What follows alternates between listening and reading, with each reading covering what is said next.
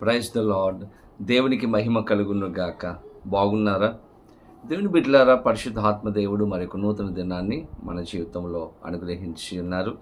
ఈ దినములో మిమ్మల్ని అందరినీ కూడా ఈ యొక్క అనుదిన ధ్యానములకు ప్రేమతో ఆహ్వానిస్తూ ఉన్నాను. ఈ యొక్క కార్యక్రమాన్ని మీరు సబ్స్క్రైబ్ చేశారని నమ్ముచూ ఉన్నాను. ఒకవేళ సబ్స్క్రైబ్ చేయకపోతే ఇప్పుడే చేయండి. ఇంకా అనేక మందికి షేర్ చేయాలని ప్రభు పేరట మిమ్మలను కొడుతూ ఉన్నాను. దేవుని బిడ్డలారా, ఈరోజు ఉదయం లేవగానే ప్రార్థన చేసుకున్నారా? వాక్యం చదువుకున్నారా? ప్రతిదినము కూడా ప్రభుత్వ సమయాన్ని గడపండి. ఎంత బిజీగా ఉన్నప్పటికీ కూడా దేవునితో మాత్రం సమయాన్ని గడపండి. ఎందుకంటే ఈ ఉద్యోగం ఇచ్చింది దేవుడు, ఈ యొక్క కుటుంబాన్ని ఇచ్చినటువంటి వాడు దేవుడు, ఈ పరిస్థితులను సమకూర్చి అనుగ్రహించినటువంటి వాడు దేవుడు మాత్రమే. కాబట్టి వీటన్నిటిని అనుగ్రహించినటువంటి దేవునితో సమయాన్ని గడపడానికి మనం ప్రయత్నము చేద్దాం. దేవునితో సమయాన్ని గడిపినప్పుడు ఖచ్చితంగా ఆయన మనలను ఆశీర్వదించే గొప్ప దేవుడిగా ఆయన ఉంటాడు. ఈరోజు ప్రభు మన కోసం సిద్ధపరిచిన శ్రేష్టమైన అమూల్యమైన వాగ్దానమును ప్రార్థనాపూర్వకముగా పొందుకుందామా? తలలు వంచండి, ప్రార్థన. పరిశుద్ధురానికి వేలాది వందనములు, స్తోత్రములు యేసయ్య. ఉదయకాల సమయంలో మేమందరం నీ సన్నిధికి వచ్చి ఉన్నాము. ఈరోజు మాతో మీరు మాట్లాడండి, దర్శించి నీ కృపలో భద్రపరచమని యేసు నామమున అడిగి వేడుకొనుచు ఉన్నాము మా పరమ తండ్రి, ఆమేన్. ఈ దినం దేవుని వాగ్దానమును చదువుకుందాం. అందరూ బైబిల్ గ్రంథాలు తెరవండి. మొదటి రాజుల గ్రంథము 18వ అధ్యాయము 37వ వచనమును చదువుకుందాం. యెహోవా నా ప్రార్థన ఆలకించుము. దేవునికి స్తోత్రం. దేవుని బిడ్డలారా, ఇక్కడ చిన్న ప్రార్థన, యెహోవా నా ప్రార్థన ఆలకించుము. ఎవరు చేస్తున్నారు అంటే ప్రవక్త అయినటువంటి ఏలియా చేయించినటువంటి ప్రార్థన. ఏ పరిస్థితులలో ఈ ప్రార్థన చేస్తున్నాడు అంటే, ఏలియా ముందు 450 బయలు ప్రవక్తలు ఉన్నారు. అలాగే 400 మంది అషేరదేవి ప్రవక్తలు నిలబడి ఉన్నారు. ఈ 850 మంది ప్రవక్తల మధ్యలో ఒక్కడగా ఏలియా నిలబడ్డాడు. ఏలియాకు ఇప్పుడు ఒక సవాలు అతని ముందు ఉంది. ఇప్పుడు ఏలియా దేవుడు నిజమైనటువంటి దేవుడని నిరూపించే ఒక సవాలు ఏలియా ముందు ఉంది. ఒంటరిగా ఉన్నాడు, వారందరూ ఒకటిగా ఉన్నారు. శత్రువు ఒక సవాలు, తన యొక్క ఒంటరి పోరాటం ఒక సవాలు, దేవుడే నిజమైన వాడని నిరూపించే ఒక పరిస్థితి సవాలు ఏలియా ముందు ఉంది. ఇటువంటి పరిస్థితులలో ఏలియా భయపడకుండా, ఎంతమంది మధ్యలో నేనేం చేయగలను, ఎంతమంది మధ్యలో నేను ఒక్కనే ఉన్నాను కదా, నేను సరిపోనేమో, నా దేవుడు నాకు సహాయం చేయడేమో, దేవుడు నన్ను విడిచిపెడతాడేమో, దేవుడు ప్రార్థన ఆలకించకపోతే నా పరిస్థితి ఏంటి అని ఏలియా ఆలోచించలేదు.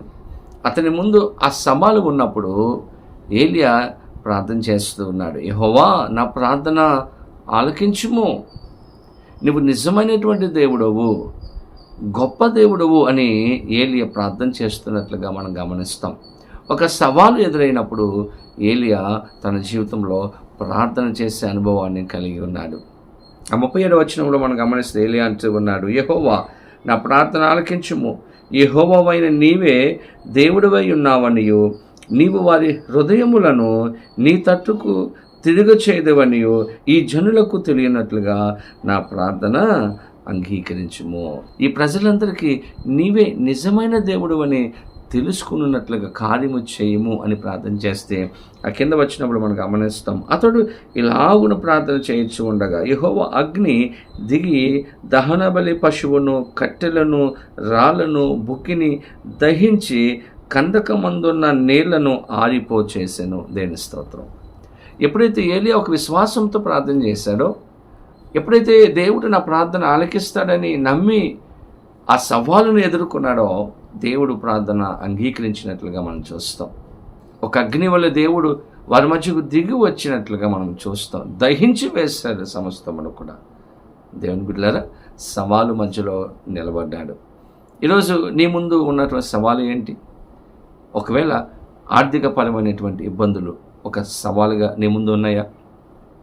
ఈరోజు బిడ్డలకు ఫీజు కట్టాలి, ఇంటి అద్దె కట్టుకోవాలి, మంత్లీ లోన్స్ కట్టాలి. ఇది ఒక సవాలుగా నీ ముందు కనబడుతూ ఉంది. ఈరోజు నీ పిల్లలకి భవిష్యత్తు ఒక సవాలుగా కనబడుతూ ఉంది. కుటుంబ సమస్యలు అనేటువంటిది నీ ముందు ఒక సవాలుగా కనబడుతూ ఉంది. ఈరోజు ఎన్నో పరిస్థితుల మధ్యలో నీవు వెళుతూ ఉన్నావు. ఒక సవాలు ఇది ఎలాగా అని అనుకుంటున్నావా? ఈరోజు ఈ సవాలులో నీకు విజయం ఇచ్చేవాడు దేవుడు మాత్రమే. ఏలియా ఈ సవాలు మధ్యలో నిలబడి దేవునికి ప్రార్థన చేశాడు, నా ప్రార్థన ఆలకించుము అని. దేవుడు ప్రార్థన ఆలకించాడు. కాబట్టి నీ ముందు ఉన్నటువంటి సవాలులో నువ్వు నెగ్గాలంటే దేవుని దగ్గరికి రావాలి, ప్రార్థన చేయాలి, దేవుని ముందు చెప్పుకోవాలి. నీకున్న సమస్యను దేవుని ముందు చెప్పుకుంటే ఎటువంటి గడ్డు సమస్య అయినప్పటికీ కూడా సహాయం చేసేవాడు, విడిపించేవాడు, నీకు నెమ్మదిని అనుగ్రహించే గొప్ప దేవుడు. యెహోవా నా ప్రార్థన ఆలకించుము. ఈరోజు నీ ప్రార్థన కూడా ఆలకించే దేవుడు. ప్రార్థన చేస్తున్నావు కదా, దేవుని ముందు కన్నీరు కారుస్తున్నావు కదా, ఈరోజు ఎన్నో విషయాలు అడుగుతూ ఉన్నావు. ప్రభా, నాకున్నటువంటి వ్యాధిని తొలగించు, నాకున్నటువంటి బాధను తొలగించు, నాకున్నటువంటి ఇబ్బందిని తొలగించు, నాకున్నటువంటి ఈ ఆర్థికపరమైనటువంటి ఇబ్బందులు తట్టుకోలేకపోతున్నానయ్యా, ఎంతగానో నలిగిపోతూ ఉన్నాను, నాకు సహాయం చేయండి ప్రభు అని ప్రార్థన చేస్తున్నారు కదా. ప్రభు ఆలకిస్తున్నారు, ప్రభు వింటూ ఉన్నారు. ఈరోజు ఖచ్చితంగా దిగి వచ్చి నీ కుటుంబంలో, నీ జీవితంలో అద్భుతం చేయబోతూ ఉన్నాడు. కాబట్టి అటువంటి విశ్వాసాన్ని మీరు కలిగి ఉండి దేవుని ముందుకు మీరు వచ్చినప్పుడు సహాయం చేస్తాడు, గొప్ప కార్యాలు చేస్తాడు. అటువంటి కృపా సహాయము పరిశుద్ధాత్మ దేవుడు వీడియో చూస్తున్న ప్రతి ఒక్కరికి అనుగ్రహించును గాక. ఆమేన్. ప్రార్థన. పరిశుద్ధుడ నీకు వేలాది వందనాలు, స్తోత్రములు ప్రభువా. ఉదయ కాలంలో మేమందరము నీ సన్నిధికి వచ్చి ఉన్నాము. ఈరోజు మాతో మీరు మాట్లాడారు, దర్శించారు అయ్యా, నీ కృపలో భద్రపరిచారు అయ్యా. మా ప్రార్థన ఆలకించే దేవుడిగా మీరు ఉన్నారని మా జీవితంలో ఈరోజు మాకు జ్ఞాపకం చేశారు. మీకు వందనాలు. ఏలియా ప్రార్థన చేసినప్పుడు ఎటువంటి అద్భుతమైన కార్యాలు చేశారో అదే అద్భుతమైనటువంటి కార్యాలు ప్రతి కుటుంబంలో మీరు జరిగించి ప్రతి ఒక్కరిని దర్శించి సమాధానం, సంతోషం దయచేయండి.